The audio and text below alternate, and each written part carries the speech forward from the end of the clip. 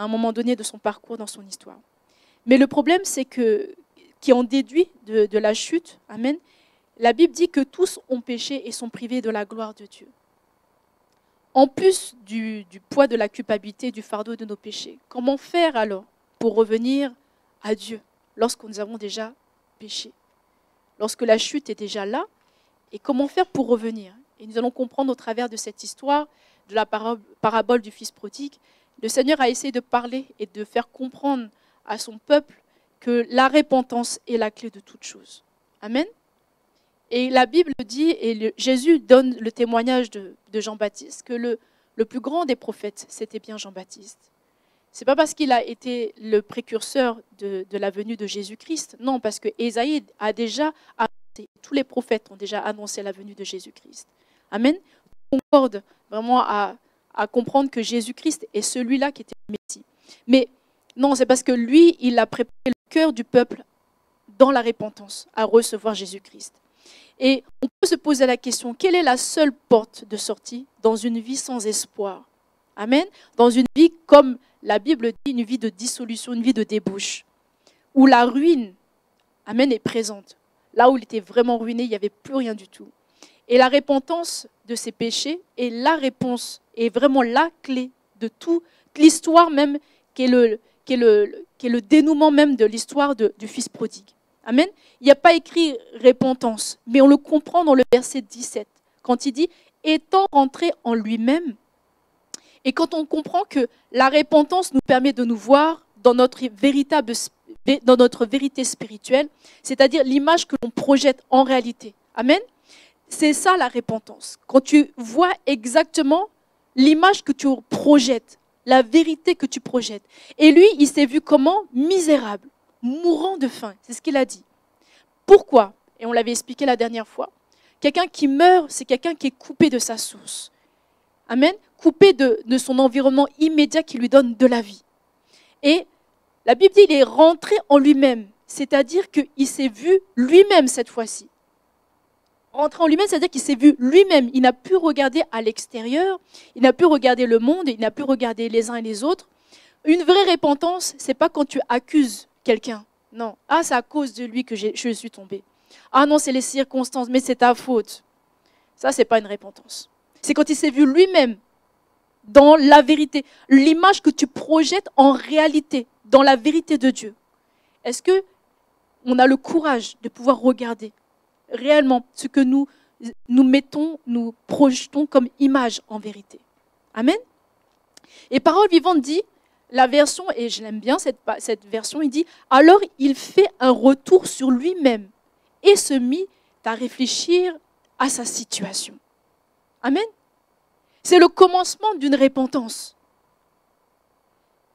Et donc, il a commencé à méditer sur son sort avec, surtout, de bonnes questions. Parce que quand tu ne poses pas de bonnes questions, tu n'as pas de bonnes réponses. Amen. Si tu ne poses pas de bonnes questions, on appelle ça le raisonnement. Et le raisonnement est une forteresse. C'est un moyen que l'ennemi utilise aussi pour que tu puisses être emmuré dans ta détresse. Or, si tu poses de bonnes questions, tu auras forcément de bonnes réponses. Amen. Il se pose la question, il dit, combien de mercenaires chez mon père ont du pain en abondance et moi je meurs de faim? Point d'exclamation. Amen. Il s'est posé la question en disant, et quand on voit cette question, on se dit, mais qu'est-ce qu'il veut dire par là? Et en traduction, il dit, est-ce que je vis, quand je suis en train de vivre cette vie-là, loin de ma famille, loin de Dieu? Amen. Est-ce que ça fait partie de mon projet divin? Est-ce que j'étais né et créé pour ça, pour vivre ce genre de vie? Amen. Alors que là-bas, j'étais bien. Même le plus bas des ouvriers de mon père a de quoi manger à sa faim. Et moi, est-ce que c'est ce genre de vie que je devrais vivre? Amen.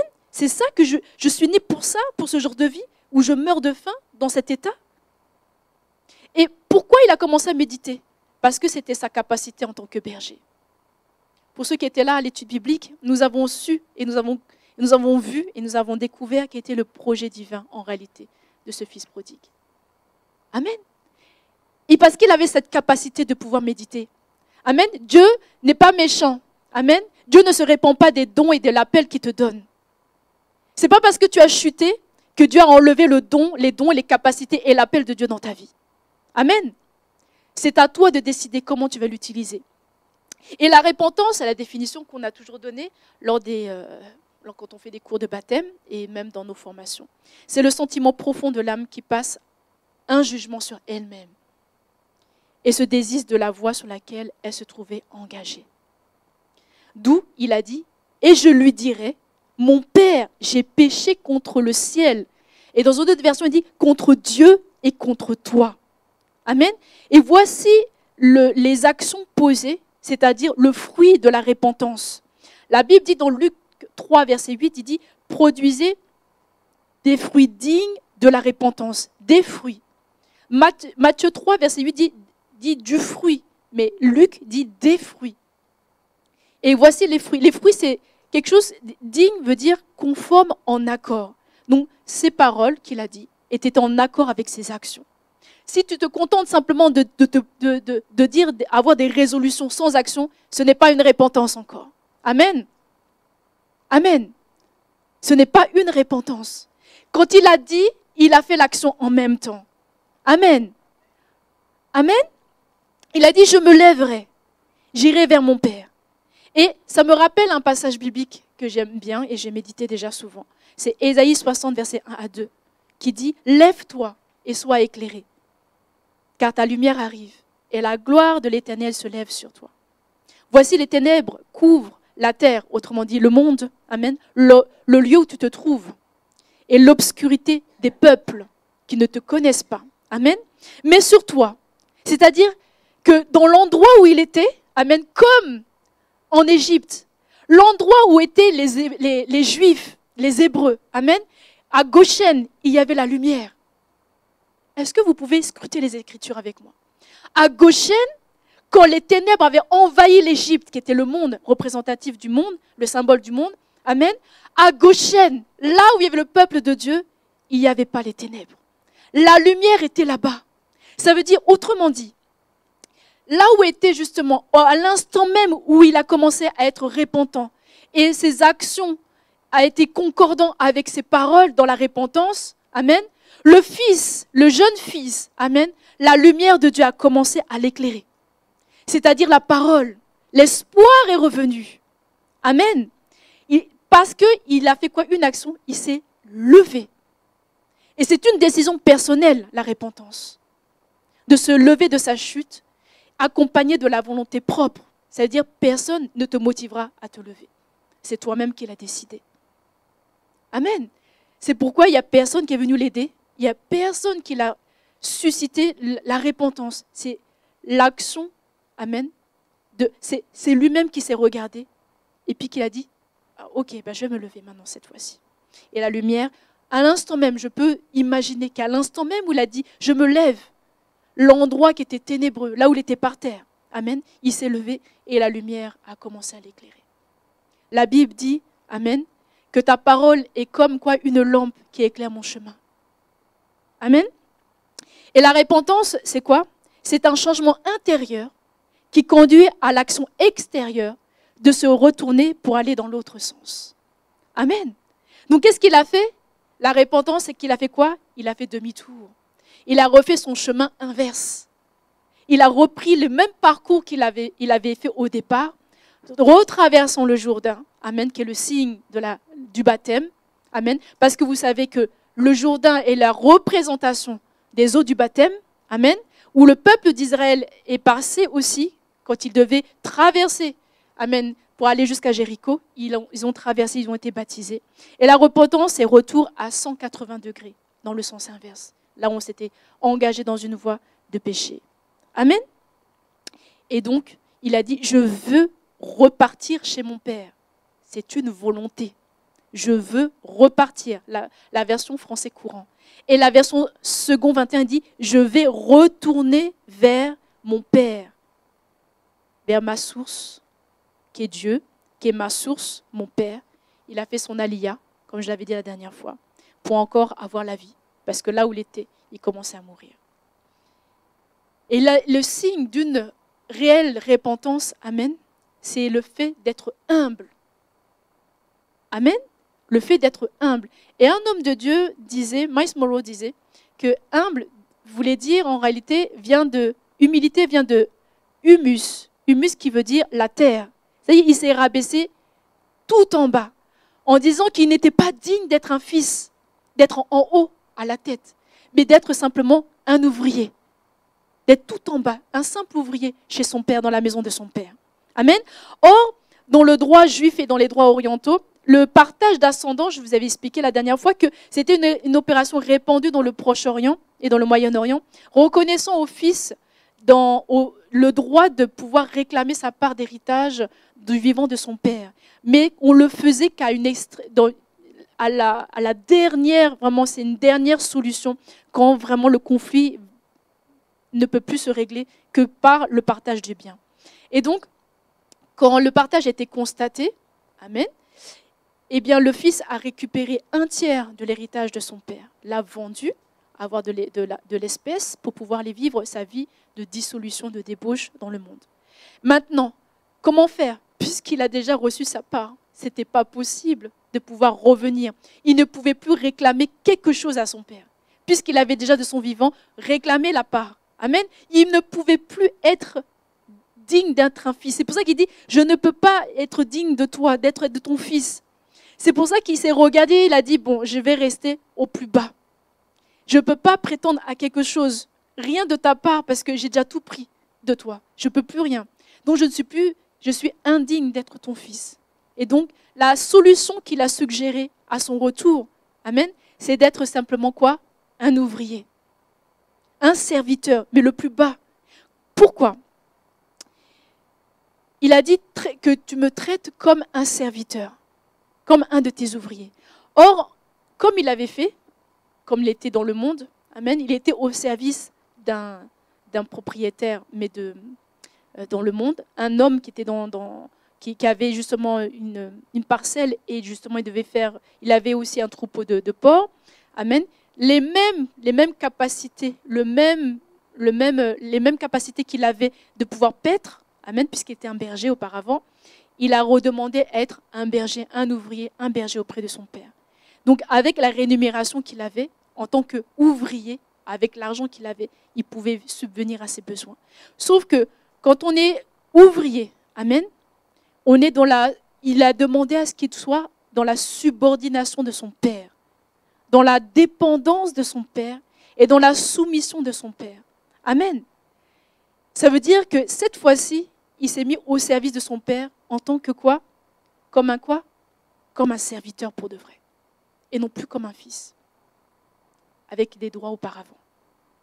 La Bible dit, et j'ai trouvé un passage qui parle bien de cela, Proverbe 18, versets 11 à 12 dit, « La fortune est pour le riche une ville forte.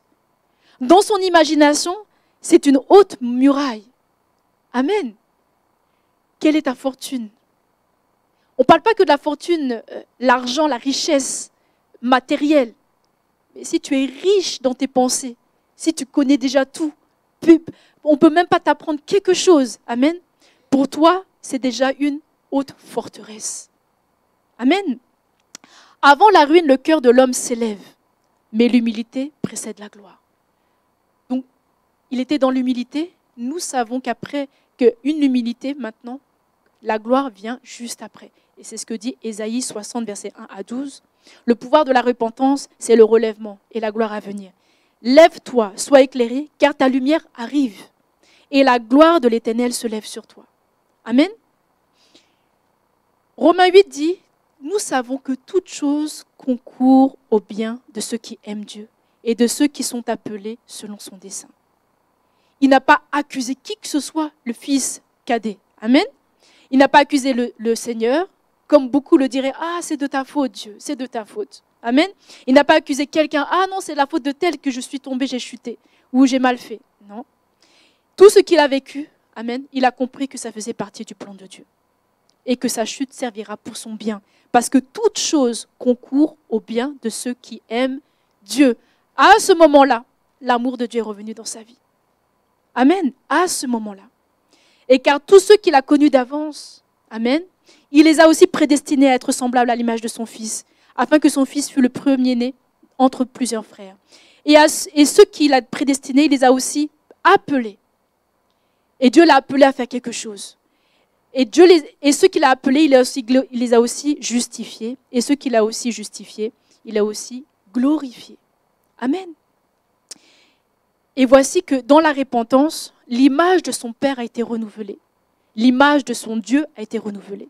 Et une clé à retenir, c'est que la repentance a le pouvoir de renouveler nos pensées et notre regard. Sinon, ce n'est pas possible. Ce n'est pas possible. Et j'aime cette phrase. Quand j'ai médité pour donner la parole, je me suis dit, mais je me rappelle d'un verset que mon père me disait souvent dans les moments difficiles que nous avons vécus ensemble. Amen. Nous avons vécu énormément de scandales et aussi de déceptions. Mais tout concourt au bien de ceux qui aiment Dieu. Amen. Il m'a dit une fois, Psaume 27, verset 13, il dit « Oh, si je n'étais pas sûr de voir la bonté de l'Éternel sur la terre des vivants. » Amen. Si je n'étais pas sûr de voir la bonté de l'Éternel, amen, je n'aurais pas persévéré. Je ne serais pas retourné vers mon Seigneur. S'il n'était pas sûr, le fils cadet, de la bonté de son Père et de son Dieu, il ne serait pas reparti voir son Père et le Seigneur. Est-ce que vous comprenez? Ce qui a fait la différence entre les traîtres, amen, de Judas et puis Pierre, c'était des traîtres. Puisque l'un a renié 3 fois, publiquement, amen, et l'autre aussi a fait sa traîtrise devant tout le monde. Amen. Mais qu'est-ce qui a fait la différence? Moi, je me suis toujours posé la question. Qu'est-ce qui a fait la différence? Le Seigneur a aussi intercédé pour les deux, pour tous les 2 apôtres, les 12 apôtres. Amen. Mais qu'est-ce qui a fait la différence? Amen. C'est que, amen, Pierre était sûr, amen, en refaisant ses activités quand même, de la bonté de l'Éternel. Et Judas a quoi? Il a oublié que Dieu accepte la repentance sincère. Il a oublié, il s'est pendu parce qu'il n'avait plus d'espoir. Et vous voyez que la débauche, ce n'est pas que comme on penserait la débauche sexuelle, amen, ou les orgies, ou la luxure. Mais la débauche, c'est tout ce qui est quoi? Dissolution qui amène à la ruine. Amen. Et si je n'étais pas sûr de voir la bonté de l'Éternel? Amen. Si on était sûr de ça, il y a des choses qu'on ne ferait pas. On n'irait pas aussi loin. Amen. On reviendrait rapidement devant Dieu. Et je dis toujours, le plus grand des chrétiens, amen, celui qu'on devrait louer, celui qu'on devrait vraiment acclamer le Seigneur pour sa vie, parce que vraiment c'est un héros de la foi, c'est celui qui se relève rapidement après une chute. Il n'y a personne qui ne va pas chuter ici, c'est faux. Amen. Tout le monde, nous avons tous péché, nous sommes privés de la gloire de Dieu. Mais la capacité d'un chrétien de se relever rapidement, c'est celui-là qui est un héros de la foi. Amen. Parce qu'il a cru en la bonté de l'Éternel. Il croit que Dieu encore est bon, parce que la repentance a un pouvoir. Le Seigneur s'incline devant la repentance d'un homme. À plus forte raison d'un brigand à la croix, à plus forte raison pour nous-mêmes. Amen. Et il est retourné vers son Père. Il savait qu'il allait trouver grâce aux yeux du Seigneur d'abord, de la miséricorde de son Père et de son Dieu. Je te pose la question ce matin. Regarde tout ce que tu as traversé et pourtant tu vis encore. Je me suis posé la question, mais il a dû se poser, mais mince alors, tout ce que j'ai vécu, j'aurais pu mourir à n'importe quel instant. Au moment même où j'ai peut-être franchi le pas de la rébellion, en quittant mon Père de cette manière, déjà j'étais frappée de malédiction. Le fait même que j'ai parlé de cette manière à mon Père et j'ai défié Dieu même. Normalement, j'étais déjà dans la malédiction. J'aurais pu mourir à n'importe quel instant. Et ça ne m'est pas arrivé. Amen.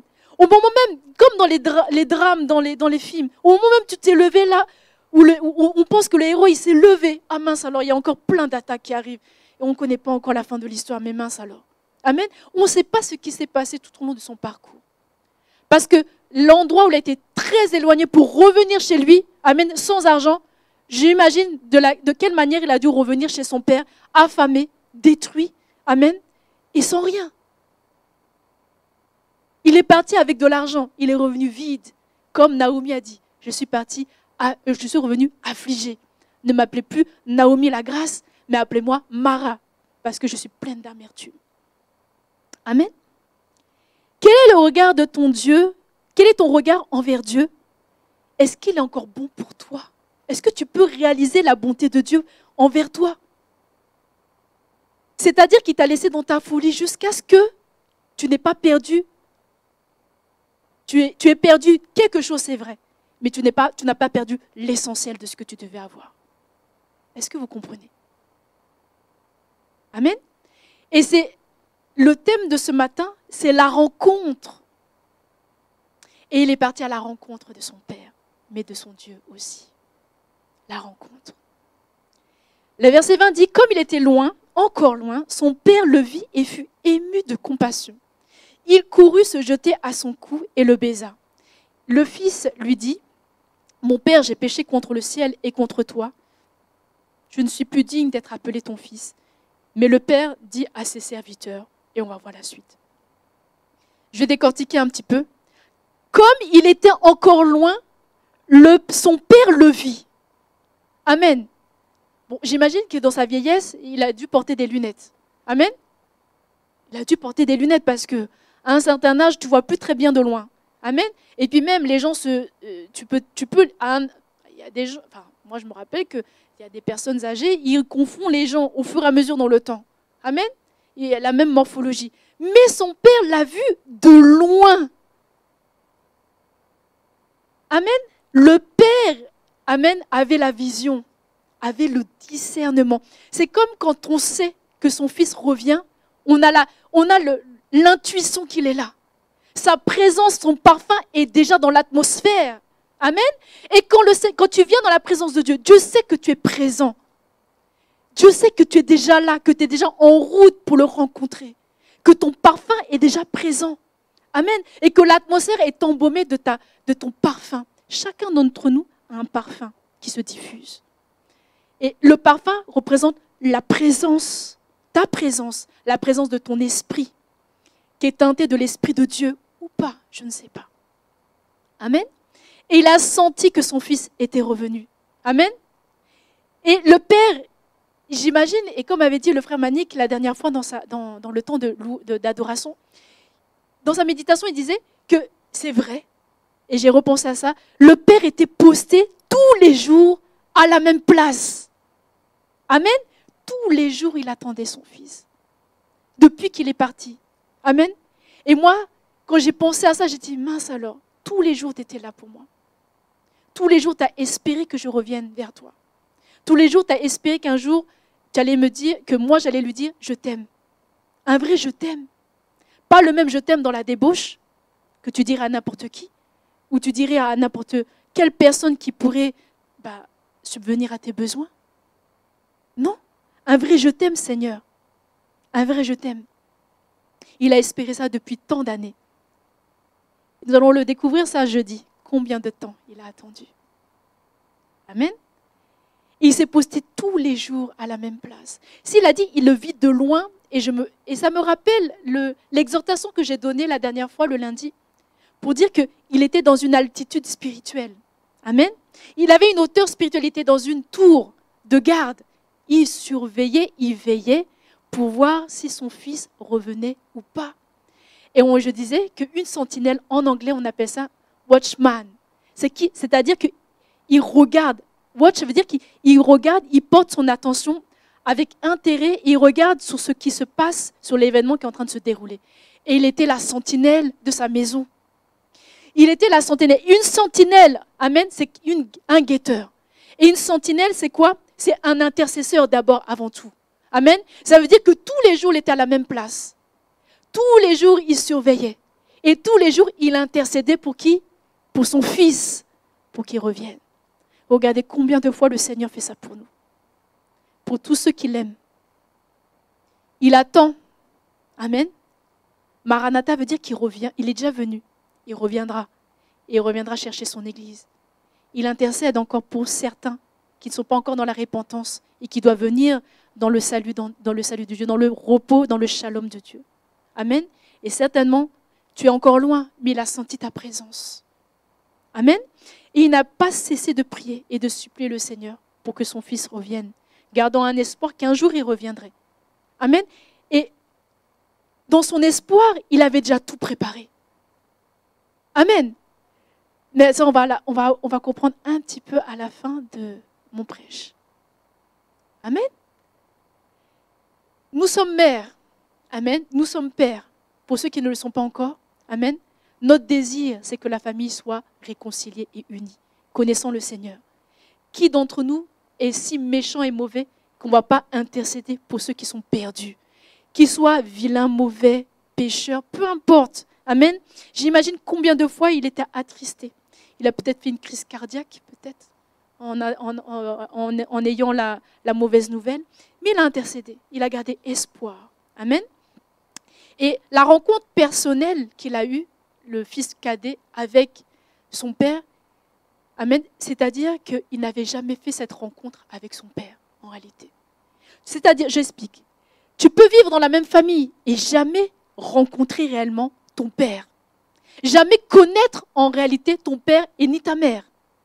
Tu peux vivre avec des gens, tu peux être en collaboration avec des gens, tu peux travailler avec des gens sans jamais savoir la valeur de cette personne pour toi.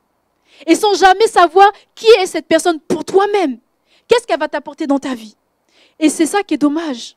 C'est que tu peux vivre avec une personne dans une même famille sans savoir et sans découvrir la révélation qu'est cette personne pour ta vie. Et quand je disais qu'il a la rencontre personnelle, c'est qu'il a rencontré en même temps son père. Amen. Parce qu'avant, il n'avait jamais rencontré son père. S'il savait qui était son père, il ne serait jamais parti de la maison. Est-ce que vous comprenez? Il n'aurait jamais fait cette rébellion. C'est qu'il ne connaissait pas son père. Il ne connaissait pas Dieu. Il n'a jamais fait la rencontre personnelle avec son Seigneur et avec son Père. Amen. Il y a des personnes dans ta vie où tu dois vraiment les rencontrer. Tu dois avoir la révélation de qui sont ces personnes pour toi. Et ça va changer la donne et le cours de ton histoire. Amen. Quand je pose la question, quand je fais souvent, quand je faisais les cours de Que vous naissez de nouveau de baptême, et pépinière, je pose toujours la question, mais quelle est ta rencontre personnelle? Il y en a qui bug. Comment tu peux oublier la première fois où tu as rencontré le Seigneur? Celui que tu dis que tu adores, comment tu peux oublier la rencontre que tu as faite avec Dieu? L'histoire qui a commencé, où ta vie a basculé du jour au lendemain. Où il y a eu un avant et un après. Et plus jamais, ça n'était comme avant. Amen. Parce que quand tu rencontres la bonne personne, plus jamais tu ne peux être comme avant. Ce n'est pas possible, à moins que tu ne l'aies jamais rencontré. Si tu n'as pas changé d'état et de vie au moment où tu as rencontré le Seigneur, que tu restes toujours dans le même état, alors c'est que tu n'as jamais rencontré le Seigneur. Si toujours la tristesse est dans ta vie, ça fait partie de ton quotidien. Amen. Alors que tu as dit que tu as rencontré le Seigneur, ce n'est pas possible. Amen. Ce n'est pas possible.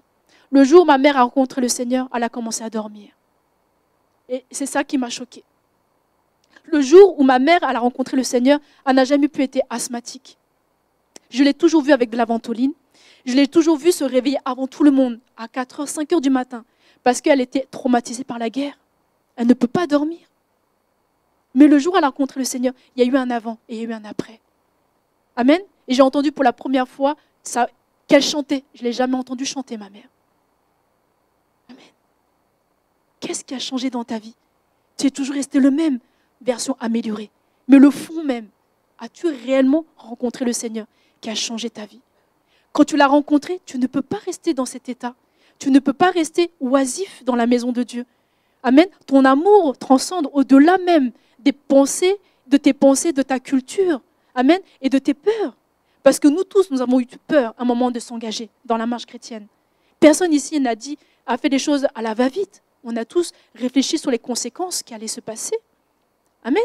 Pour certains, accepter Jésus n'était qu'une formalité. Amen. C'était quelque chose de simple et de facile parce que la famille était déjà dedans. Où personne n'était contre ta piété. Pour moi, amen, et pour certains, ça venait jusqu'à atteindre à ma vie. Amen. À être déshérité, à être humilié en public, à être rejeté. Mais pour toi, si ça ne t'a pas coûté quelque chose, c'est normal encore que tu monnaies encore ta vie. Amen. La rencontre personnelle du côté du Fils. Il dit, version Martin, il dit, or étant revenu à lui-même. Et je disais, une fois qu'il a écuvé, qu'il a écumé, qu'il a enlevé la folie du péché, l'ivresse de la débauche a commencé à s'atténuer, amen, à se dissiper. Son esprit est revenu à lui-même. Et la fonction de la conscience de l'esprit a commencé à se réanimer. Et l'intelligence aussi. Et Dieu peut nous laisser parfois dans notre folie, dans notre erreur, jusqu'à ce que notre orgueil s'épuise. Amen. Et qu'on revienne à notre esprit. Et la mémoire dans la détresse est aussi un moyen pour faire entendre, ouvrir notre entendement. Amen. La mémoire, je reprends, la mémoire dans la détresse est aussi un moyen qui fait ouvrir notre entendement. Et lui, il s'est rappelé. C'est sa mémoire qui l'a fait rappeler. Il a fait ouvrir son entendement. Amen. Et c'est Dieu qui fait ça. C'est Dieu qui permet de remettre en mémoire. Il y en a, ça m'a fait rire. Il y a quelque temps, il y a une sœur qui est partie de l'église, amen, dans la rébellion. Elle m'a envoyé un message, étant donné que moi, quand quelqu'un part, amen, j'aime bien que mon téléphone, il n'ait plus accès à mes stories ou des choses comme ça, comme on dirait souvent, amen, à mes publications privées. Donc, je l'ai bloqué. Amen. Elle est passée par un autre moyen. Un jour, j'ai fait Telegram et elle m'a envoyé un message par Telegram que je ne connaissais pas. Je ne savais même pas qu'on pouvait faire ça. Amen. Et elle m'a écrit, elle m'a dit, je me rappelle. Amen. Je te dis merci, je me rappelle des formations que tu m'as faites quand j'étais au MSO. Je dis, ah ouais, mais ça date, puisqu'elle était partie il y a au moins, je sais pas, il y a au moins 5-6 ans. Amen.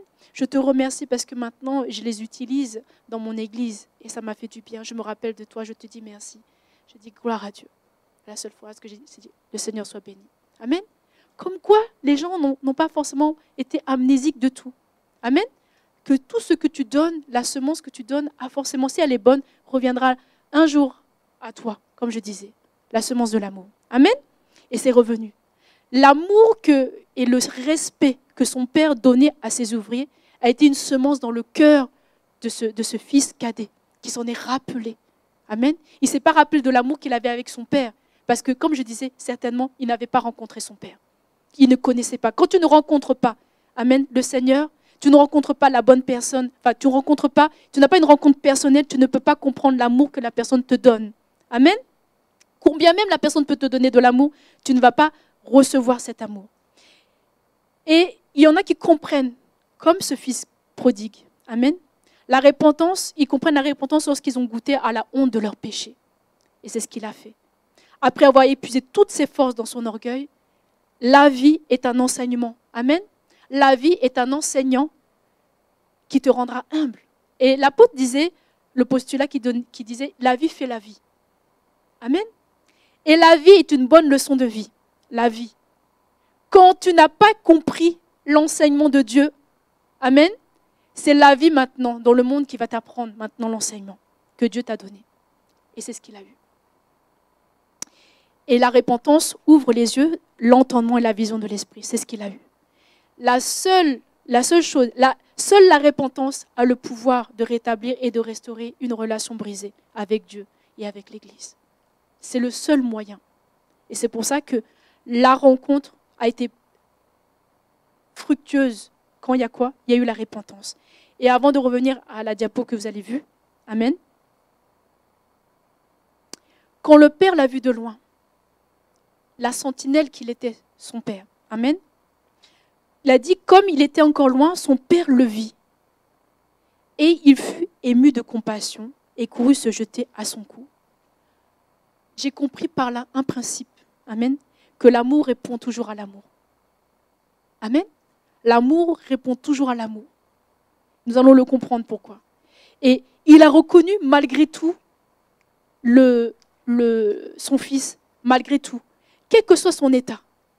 Il ne sentait pas bon, il était maigre, il était affamé, il était fatigué, il était chargé de plein de fardeaux et surtout de la culpabilité et la honte de ses fautes et de ses péchés. Il était marqué par les échecs de la vie et de son péché. Il était derrière toute cette immondicité, ces ordures qu'il avait, ses vêtements et son apparence nauséabonde. Une seule personne l'a reconnu. Amen. On dit qu'il n'y a pas d'autre personne. Une seule personne l'a reconnu et c'était son père. Seul un père, seul quelqu'un qui t'aime, amen, qui a la vision, le discernement de l'esprit, peut reconnaître qui est son fils. Quel que soit son état. Amen. Ne regardera pas à l'apparence, mais regardera au cœur. Et c'est ce que dit Ésaïe 11, c'est le Messie. Amen. Il dit, il ne jugera pas point sur l'apparence, il ne prononcera point un oui-dire. Il ne jugera pas selon ce qu'il voit, il ne décidera pas d'après ce qu'il entend dire. Amen. Et c'est ce qu'il a fait, le Père. Il n'a pas consulté quelqu'un avant de pouvoir honorer son Fils. Amen. Il n'a même pas consulté son fils aîné. Il a fait ça seul. Amen. Il est souverain dans sa maison. On peut se poser la question alors, et comme le disait le cantique, que la bonté de Dieu, amen, est-ce qu'on peut se le remémorer? Est-ce qu'on peut voir combien de fois le Seigneur, il est bon pour nous? Et le Père n'a pas eu honte de ce que diront les gens et de ce que dira même la honte et la gêne occasionnée dans la famille. Il n'a pas regardé à ça. Il a regardé à voir l'authenticité de la repentance de son Fils. Est-ce que quelqu'un est parmi nous et qui comprend cette parole? Ou est-ce que c'est encore une parole dans les airs et que vous n'arrivez pas à la capter? Et je disais, une rencontre divine, amen, c'est il y a un moment. Forcément un moment, il est favorable. Voici le principe. Il y a forcément un lieu, c'est-à-dire tu dois être au bon endroit où Dieu t'attend. Et Dieu l'attendait où? Dans sa maison, dans le lieu de son origine. Amen. Pour qu'il y ait eu la rencontre divine. Revenir à ta source, au lieu où tu es né, au lieu où tu as été créé. Un message, c'est-à-dire la parole sous toutes ses formes, inspirée ou écrite, peu importe. Il y a forcément, quand il y a une rencontre, forcément vous vous êtes dit quelque chose. Que ce soit avec Dieu, que ce soit avec une personne.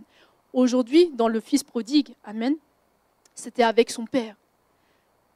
Dans un autre moment de ton histoire, ce n'est pas forcément ton Père, ça sera une personne. Et on dit le messager, c'est-à-dire celui qui va te donner un message, ça sera la bonne personne. Et je reviens. Dieu permet toujours des connexions qui sont orchestrées par lui, par Dieu. Pour un seul but, c'est quoi? De réaliser ton dessein. Si tu as raté la rencontre personnelle avec cette personne qui va changer le cours de ton histoire, c'est que tu as raté, on dit quoi? Le but, c'est-à-dire que tu as péché. Amen. Il va falloir trouver un autre moment. Mais à quel moment? Il faudrait que Dieu encore recrée encore un autre moment. Mais à quel moment de ton histoire? Certainement, entre-temps, tu vas faire de la prodigalité. Peut-être tu vas errer, tu vas tourner en rond. Amen. Oh, le moment était présent. Il a saisi le moment pour lui, le Fils prodigue. Et je vous pose la question. Amen. Quand la bonne personne te verra, amen, est-ce que tu vas pouvoir la discerner? Voilà le fond de mon message de ce matin. Voilà ce que cette personne, quand tu vas rencontrer la bonne personne qui va te faire rentrer dans ton dessein, ce qui va se passer. Elle t'aimera comme Dieu t'aime. Avoir un amour bizarre pour toi. Amen. Parce que c'est comme ça que Dieu t'aime. Et Dieu a donné cet amour à cette personne pour que cette personne t'aime. Elle ne te laissera jamais là où tu es. Elle viendra te chercher dans ton immondicité, dans ta pauvreté, dans ton calvaire, dans ta détresse. Elle viendra te chercher. Parce qu'elle a discerné que tu es une personne importante. Amen. Et si tu discernes que cette personne, la bonne personne, est en train de te chercher et de te récupérer, il faut que tu tendes la main à cette personne. Est-ce que tu peux comprendre que c'est elle qui va changer le cours de ton histoire? C'est elle qui va te laver, c'est elle qui va te former. Elle va te donner une distinction. C'est ce que le Père a fait. Parce que quand il a discerné, lui, le Fils prodigue, le repentant, il est revenu à son Père. Mais il a discerné que c'était la bonne personne, la seule et bonne personne qui pourra le remettre, amen, sur son projet divin. Il n'a pas regardé d'autres personnes. Il n'est pas parti voir, normalement dans le protocole, on dirait, on va voir d'abord le grand frère. Amen. Et après, tu vas voir ton père. Parce que la manière dont tu as fait les choses, là, c'était pas bon. Non? Amen. Dieu a orchestré la rencontre parfaite. La rencontre, la bonne personne. Et quand la bonne personne te verra, qu'est-ce qu'elle fera? Amen. Elle va t'honorer. Elle va te remettre et te repositionner à la place et à ta bonne place.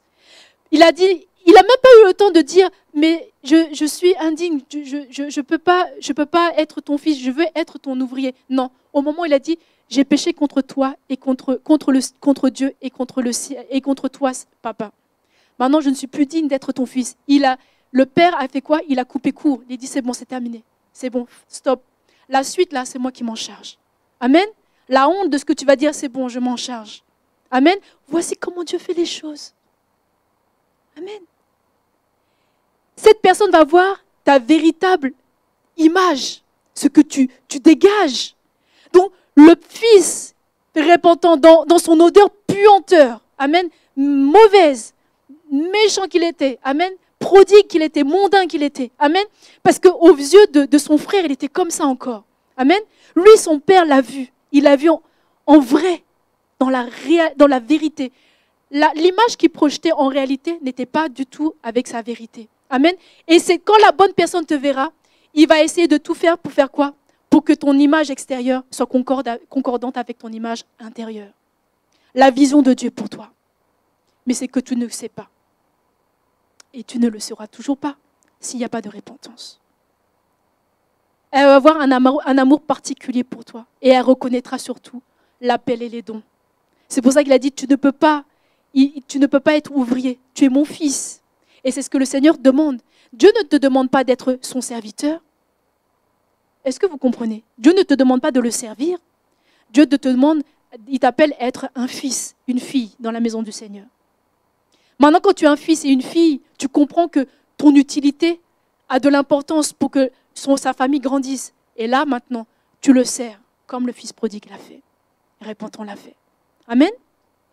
Et je disais, il va te donner de l'hommage, un honneur, au-delà même de tes espérances.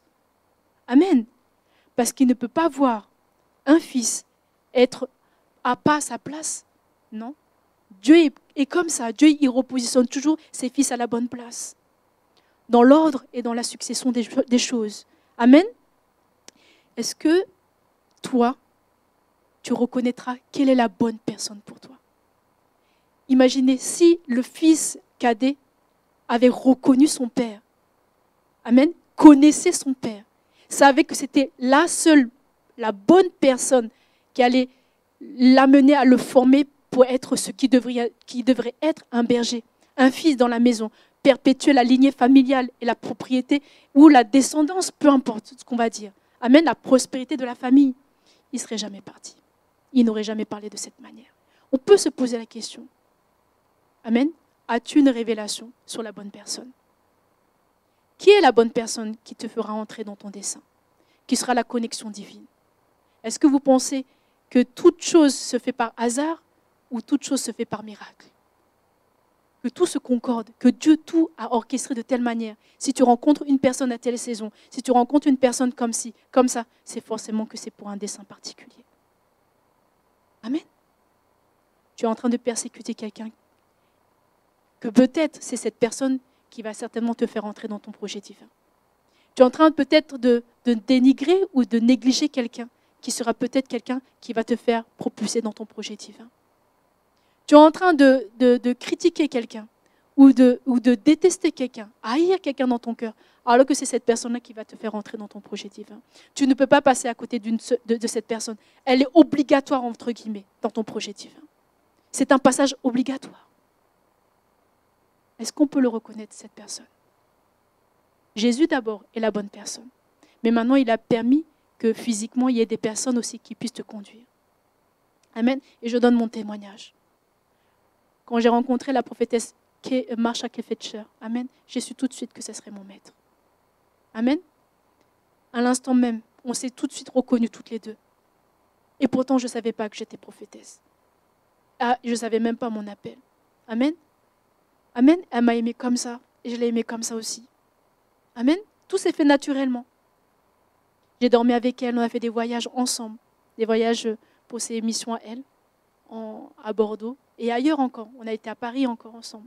Amen. J'ai dormi tout le temps avec elle. Elle parlait en anglais, je comprenais la moitié des choses. Mais je comprenais quand même un petit peu.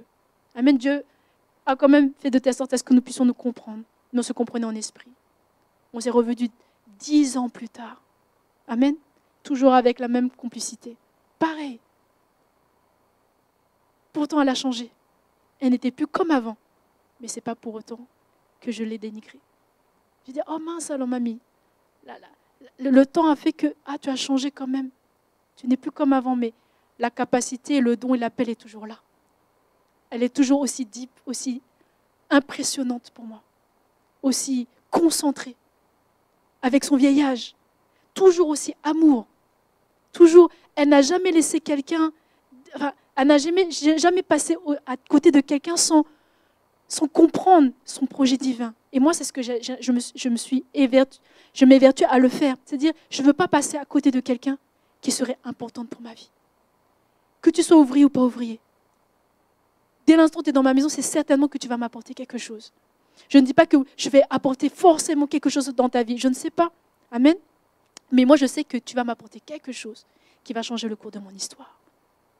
Et chaque rencontre est importante pour moi. Je ne veux pas passer à côté de quelqu'un. Je ne veux pas me dire un jour, ah mince, j'aurais pu faire ça avec cette personne et je ne l'ai pas fait. Je veux vivre à fond toutes mes rencontres. Je vais profiter à fond de ce que la personne peut m'apporter. Le don qu'elle est pour moi. Les capacités qu'elle est pour moi. Ce qu'elle peut changer dans mon caractère et dans ma vie. Et je veux être meilleur. Amen. Ce qui est un peu bizarre, quand même de temps en temps, de penser ça. Et voici comment l'amour d'un père se manifeste. Il a été ému de compassion à la rencontre de son fils. Amen. Et ému de compassion veut dire, quand on regarde les concordances Strong, amen, la signification, c'est être remué dans ses intestins. C'est dans les entrailles. Amen. Tout comme le mot hystérique veut dire, c'est quelque chose dans ton utérus chez les femmes. Tu es hystérique, c'est-à-dire que tu es en colère. Toutes les émotions violentes, importantes, amen, se trouvent dans les entrailles. Se trouvent dans les entrailles, dans la signification, dans la pensée de Dieu. Amen. Et l'amour, amen, est un sentiment où la compassion, amen, la compassion, l'amour, est un sentiment très fort, au-dessus de tout autre sentiment. Et c'est dans les entrailles. Il a été remué dans ses entrailles. Quoi qu'il n'a pas porté son fils, amen, mais il était dans le sein. Son fils était dans son sein. Et l'amour et l'affection qu'il avait, la bienveillance et la compassion, amen, a fait que dans son cœur résidait encore de la miséricorde pour son fils. Amen. Je disais tout à l'heure, l'amour appelle à l'amour, répond à l'amour. Quand tu as de l'amour pour Dieu, Dieu te répond toujours par de l'amour. Quand quelqu'un t'aime, amen, profondément, et qui t'a donné de l'amour, amen, est-ce que tu ramènes de l'amour pour cette personne? À moins que tu sois vraiment comme le diable. Amen, dur de cœur, froid de cœur. Amen, et la Bible dit dans les derniers temps, les gens seront comment? Insensibles. Insensibles à l'amour, insensibles. Tu peux donner de l'amour, la personne ne te donne même pas. Quand je passe, les gens ne me disent même pas bonjour, tellement, je ne sais pas, peut-être. Amen. Ils ne disent pas bonjour, ils ne te disent même pas au revoir. Amen. Ils ne te disent même pas comment ça va. Est-ce que tu as posé la question à Dieu? Dieu, toi, comment tu vas aujourd'hui? Est-ce que ça va aller pour toi aussi? Amen. Et nous, alors nous qui sommes parents, on n'a jamais un bonjour de votre part ou comment ça va dans cette semaine? C'est nous encore, on doit dire encore comment ça va. Amen. Regardez, c'est bizarre quand même, la relation qu'on peut avoir avec notre père et avec nos parents. Et lui, il a dit, le fils, donc, le père ne laisse pas terminer le fils. Et il l'embrassa directement. Il l'embrassa, il le baisa.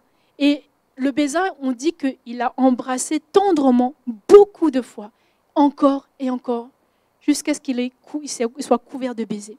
Et le baiser chez les Juifs, amen, c'est, dans la tradition juive, c'est la marque d'amour et d'affection profonde. Amen. Et on baise les mains, on baise le front, on baise les deux joues pour dire vraiment l'affection qu'on a pour quelqu'un. Amen. C'est symbolique dans le lien de la famille. Amen.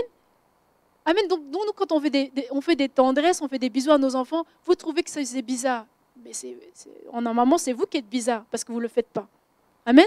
La Bible dit, faites des saints baisers entre frères et sœurs. On ne vous a pas dit de faire autre chose, n'est-ce pas? Amen. Des saints baisers. Des saints baisers. Amen. Et le baiser, c'est l'estime pour les gens de marque. Et souvent, c'était pour les rois, pour les rabbins, pour les hommes de Dieu. Amen. On faisait l'hôte de la maison faisait des baisers affectueusement pour les invités de marque, pour montrer l'hospitalité et l'amour qu'on portait pour ces personnes. Et le baiser aussi, c'est la réconciliation d'un retour, comme le Fils repentant qui est revenu vers le Seigneur et vers le Père. Amen. Et pour revenir, pour clôturer, c'est ce que je vais développer ce jeudi, donc je n'en parlerai pas énormément. Amen. Et je voudrais plutôt qu'on en parle ce jeudi parce que franchement, c'est justement la chose pour laquelle vraiment le Seigneur nous fait du bien. Voici comment Dieu restaure et réhabilite un fils repentant dans sa maison, par amour et par miséricorde pour lui. Amen. Comment Dieu nous traite à notre juste valeur, selon notre appel, selon notre don, selon notre valeur, et comment son amour se démontre devant tous et dans sa présence. Regardez comment Dieu fait. Et comment au travers du Père, le Père a honoré à la juste valeur son Fils. Il a dit, amenez la plus belle robe. Moi, je ne sais pas quelle est la plus belle robe dans votre garde-robe. Amen. Je ne sais pas. Mais en tout cas, pour moi, la plus belle, c'est la plus chère. Amen. La plus chère est celle qui a une valeur symbolique, une valeur vraiment, c'est quelque chose que vraiment, quand tu la regardes, ton cœur, il palpite. Amen. Tu te dis, mince, c'est celle qui va me mettre le plus en valeur. Celle que j'ai rêvée, celle que j'ai souhaitée depuis. Amen. Pour moi, ma plus belle robe, c'est celle de mon mariage. Amen. Donc, il a dit, le Père a dit, apportez la plus belle robe. Mais c'est une robe qu'il a déjà préparée depuis très longtemps. Amen. Tout comme le Seigneur prépare ta belle robe pour ses noces. Est-ce que tu le sais? Et j'ai dit à Dieu, Seigneur, n'oublie pas, dans ma garde-robe, il n'y en aura pas qu'une, n'est-ce pas? Amen. Je voudrais d'autres couleurs, et d'autres couleurs qui n'existent pas sur terre. Selon le travail et selon certainement le mérite pour lequel j'ai travaillé, j'ai œuvré pour toi. Ce qui est logique. La brillance et la clarté ou la splendeur de la robe que je vais avoir est en fonction des œuvres que j'ai pratiquées sur terre. Qu'est-ce que tu as fait pour qu'on puisse te donner une robe de distinction particulière? Tu as fait quoi exactement qui fait que, waouh, franchement, tu as fait quelque chose d'extraordinaire? Ou ce que tu fais, comme je vois certains, c'est le minimum que tu peux faire. Le minimum syndical. Église de maison, culte du dimanche. De temps en temps, je viens de temps en temps faire des petites choses. Amen. Est-ce que c'est ça vraiment? Est-ce que tu es appelé à faire ça vraiment? Amen. Quelles sont tes œuvres? C'est-à-dire, ça fait partie de ton cahier des charges. Mais au-delà même de ton cahier des charges, c'est-à-dire, tu prends soin de d'autres personnes. Dans le bon sens, j'espère. Amen. Qui fait que, oui, on peut te décerner quelque chose, une distinction, un honneur, un hommage, au-delà même de ce que une personne lambda, un chrétien lambda. Qu'est-ce que tu as fait de spécial? Certains ont fait des prières spéciales et ça a décanté l'atmosphère de cette ville. Oui, bien sûr que Dieu va te récompenser pour ça. Personne ne le saura, mais Dieu le sait dans le secret ce que tu as fait. Amen. Personne ne le saura, c'est Dieu seul qui le sait. Amen. Et la plus belle robe représente l'honneur qui t'a accordé. C'était pourquoi, premièrement, c'était pour couvrir la honte et la nudité de son fils. Parce que le péché a exposé sa nudité au dehors. Amen. La nudité, c'est-à-dire le péché, le scandale. Amen. Comme à chaque fois on le dit dans Genèse, quand Adam et Ève ont été exposés au péché, à la chute, leur corps était nu. Amen. Tout comme aussi Noé aussi a été nu à un moment donné et ses frères, ses enfants l'ont couvert. Le Seigneur a fait la même chose. Il a fait de la relation d'aide. Il a couvert. Il a aidé l'homme. Il a couvert la nudité pour ne pas exposer les conséquences du péché. Et la honte du péché sur le fils prodigue, il a couvert automatiquement. Mais le principe, c'est que, avant de mettre un revêtement nouveau, amen, est-ce que vous êtes avec moi? Avant de remettre un vêtement nouveau, d'abord, il faut se dépouiller de son ancienne nature. Donc, avant, on ne le dit pas, mais avant de le mettre sa belle robe, ils ont dû d'abord le dépouiller. Enlever d'abord ses vêtements sales. Et dans certains témoignages que je vais retrouver, amen, quand les personnes sont parties au ciel, certains disent que avant de rentrer dans le royaume de Dieu, amen, ils devaient d'abord ôter leurs vêtements sales qui étaient sur terre, de pécheurs, avant de se revêtir de la robe blanche de la justification. Et ça nous rappelle Apocalypse 19, verset 8 qui dit « Réjouissons-nous et soyons dans l'allégresse et donnons-lui gloire, car les noces de l'agneau sont venues, son époux s'est préparé. Et il lui a été donné de se vêtir d'un fin lin, amen, éclatant pur. Car le fin lin, ce sont les œuvres justes des saints. » Amen. Et Dieu l'a justifié. Dieu l'a justifié parce que quoi? Dieu l'a déclaré juste par sa foi en Dieu, en Jésus-Christ. Et comme il a été justifié, du coup, il a un nouveau revêtement dans sa vie. Un renouvellement d'intelligence, amen, un dépouillement. Et pour que ce pardon soit parfait, amen, était représentatif, symbolique de la robe, amen, et de la pureté du lin et de la sainteté. L'anneau maintenant, il a dit, mettez l'anneau au doigt. On le développera ce jeudi. Mais l'anneau, c'est quoi? Un anneau, c'est quoi? Il n'a pas de fin. Amen. C'est un amour sans fin. On dit l'alliance. Amen, pour les mariés. Un amour sans fin. Une alliance, et justement, cette alliance a été quoi? Renouvelée. Amen. Renouvelée quoi? Envers Dieu, envers son Père, entre le Fils avec le Seigneur, entre le Fils avec le Père. Et cet anneau, amen, et nous, on aime bien regarder, ce film, on appelle Les Anneaux de pouvoir, ou Le Seigneur des Anneaux. On comprend pas, donc quand j'ai compris dans ce film, amen, que dès l'instant où tu as un anneau, ça représente un pouvoir que tu as. Et ça représentait quoi? L'autorité de la famille. Il a remis l'autorité de la famille, amen, dans le doigt de son fils, pour dire que oui, il n'est plus comme une simple personne, mais il revient en tant qu'un fils. Je le replace dans la famille, dans la posture d'un fils.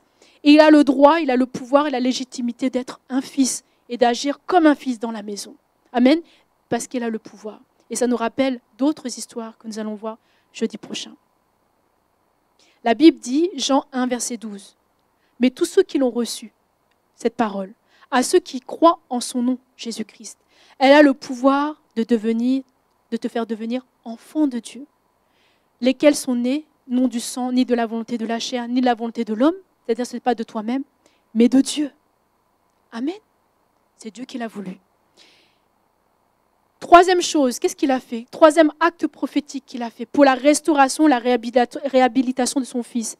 Il a mis quoi? Des souliers aux pieds de son fils. Et c'est le principe de la rédemption. Amen. Avant de mettre les souliers aux pieds de son fils, je rappelle que certainement, amen, il est venu pieds nus. Pourquoi? Parce qu'un serviteur, un esclave, n'avait jamais de chaussures. Pourquoi? C'était une stratégie que les maîtres mettaient en place. Pourquoi? Parce que quand tu n'as pas de chaussures, tu ne peux pas aller bien loin. Tu ne peux pas marcher bien loin. Et on peut imaginer combien de fois ce fils, qui était certainement sans chaussures, a fait toute la traversée depuis le monde jusqu'à venir chez son père dans l'église. Amen. En étant un esclave. Avec tout ce qui se passe sous le sol, bref, les montagnes, peut-être les moments difficiles, peut-être ses pieds étaient complètement déchirés. Amen. Et le principe de la rédemption, c'est que quoi? C'est l'eau de la repentance qui nettoie tes pieds, comme signe d'ablution. Comme beaucoup de religions, il fallait d'abord se nettoyer les pieds avant de rentrer dans le temple. Amen. Amen. Mais le Seigneur a déjà lavé nos vies au travers de la repentance.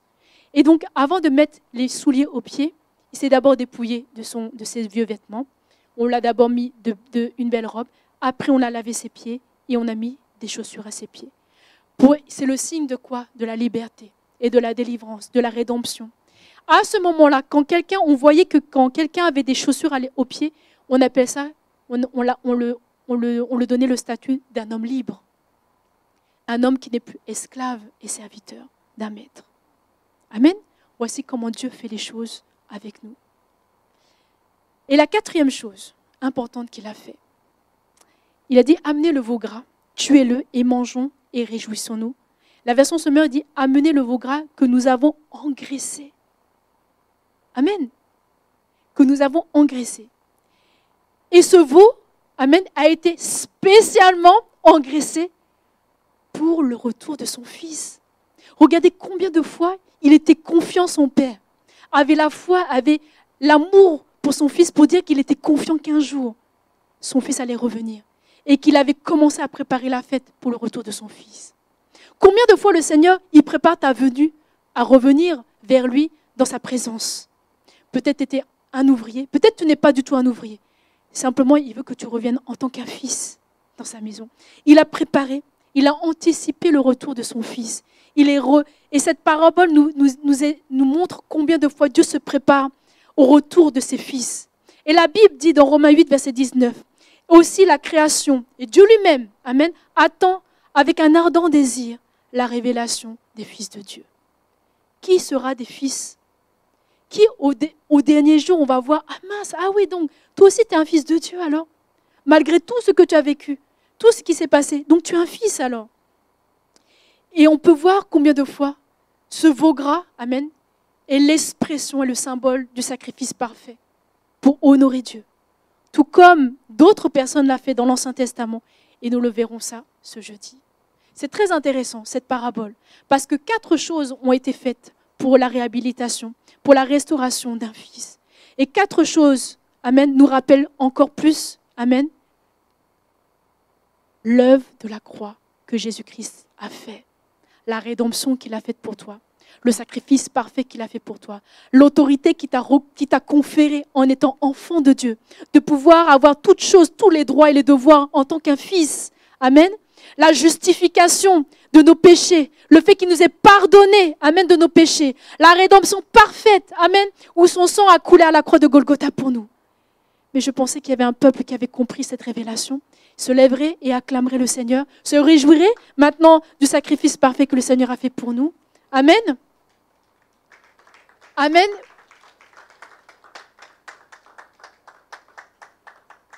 Moi, j'étais émue à un tel point. Amen. Je me suis dit, mince, ça veut dire que Seigneur, quelqu'un m'a trouvé quelque part, m'a cherché, m'a attendu tout ce temps-là. Quand la bonne personne te verra, elle ne te laissera pas là où tu es. Amen. Elle t'amènera là où elle est, dans sa dimension et dans sa gloire. Quand tu connaîtras et quand tu rencontreras la bonne personne, plus jamais ta vie sera comme avant. Plus jamais tu auras faim. Est-ce que tu peux comprendre ça? Plus jamais ton âme aura faim. Plus jamais tu auras soif. Plus jamais tu seras dans l'insécurité. Parce que sa couverture, amen, parce que sa robe est ta couverture. Parce que sa grâce est une couverture. Parce que Dieu est bon. Dieu ne laisse pas ses enfants seuls dans ce monde à pouvoir se battre. Non, Dieu est bon. Dieu est tellement bon. Est-ce que tu peux réaliser combien de fois il attend que tu puisses être prêt dans ta repentance à revenir vers lui en tant qu'un fils? Je ne t'ai pas dit en tant qu'un serviteur. Ce n'est pas ce qu'il a demandé. Amen. Il n'a même pas voulu que tu dises serviteur, mais que tu reviennes en tant qu'un fils. Comprendre que tu as une place avec lui. Tu as toujours eu une place. Et quand il t'a créé, tu avais une place. Mais si tu ne le savais pas. Tu as des dons, tu as un appel. Qui va le détecter derrière les forteresses que tu as, derrière toutes ces richesses que tu as? Qui va te chercher si ce n'est pas le Seigneur? Et Dieu permet qu'une personne puisse t'aimer à la hauteur de ce que tu devrais être, à la dimension de ton appel. Amen. L'amour qu'il a pour toi est au-delà même de ce qu'un homme peut te donner, un père peut te donner, une mère peut te donner. Même si on t'a porté dans nos entrailles, Dieu t'aime au-delà de tout ça. Dieu t'aime quand tu fais le mal. Dieu t'aime quand tu fais le bien. Dieu t'aime et Dieu croit encore qu'il est possible pour quelqu'un encore de revenir vers lui dans la repentance. Dieu, regardez, il n'a pas critiqué, il n'a pas dit à son fils, pourquoi tu as fait ça? Non. Dieu est bon. Dieu est amour. Dieu, il console. Et quand il te console, il te réhabilite, il te restaure parfaitement. Et devant tous, il ne le fait pas à moitié, il ne le fait pas dans le secret. Amen. Il le fait devant tous parce qu'il t'aime. Est-ce que tu peux retourner l'amour qu'il a pour toi? Est-ce que tu peux réaliser l'amour de Dieu, la bonté de Dieu vers toi? Regardez combien de fois la bonté de Dieu court après toi. Comment Dieu court après toi. Combien de fois il ne t'a pas laissé mourir dans ton état alors que tu étais complètement dans le péché. Personne ne peut te récupérer. Personne ne peut t'influencer. Personne ne peut changer ton état. Personne ne peut changer ton avis sur ce que tu as déjà décidé dès le départ. Dans ta folie, tu as été trop loin. Mais regarde combien de fois Dieu, il est amour, il t'attend. Et regardez combien de fois il s'est posté à la même place tous les jours. Regardez comment il était un portier, comment il était une sentinelle. Comment il était celui qui te regardait dans le secret. Comment il avait espoir en toi. Il n'a jamais cessé d'espérer que un jour tu allais revenir vers lui. Jamais il n'a pensé autrement les choses. Et il a préparé un veau gras pour toi. Il a préparé la plus belle robe pour toi. Parce que tu en vaux la peine. Parce que tu en es digne. Parce qu'il sait que ce que tu vas faire plus tard, les œuvres que tu vas faire dans le dessein de Dieu, amen, ça se réalise à partir du moment où tu prends conscience de qui tu es. Est-ce que tu peux prendre conscience de qui tu es? Certainement, la réalité que tu es en train de vivre est complètement différente de ce que l'appel avait déjà, ce que tu es prédestiné à faire. Mais je voudrais que ce matin, tu puisses déposer tes fardeaux et tu puisses répondre à l'amour de Dieu ce matin. Personne ne te touchera. Personne ne viendra te dire ce que tu dois faire. Mais je crois en la parole de Dieu qui est capable de te convaincre que tu as péché contre lui. Et que tu es capable aussi de dire la même chose que le fils prodigue. Il a dit qu'une seule chose.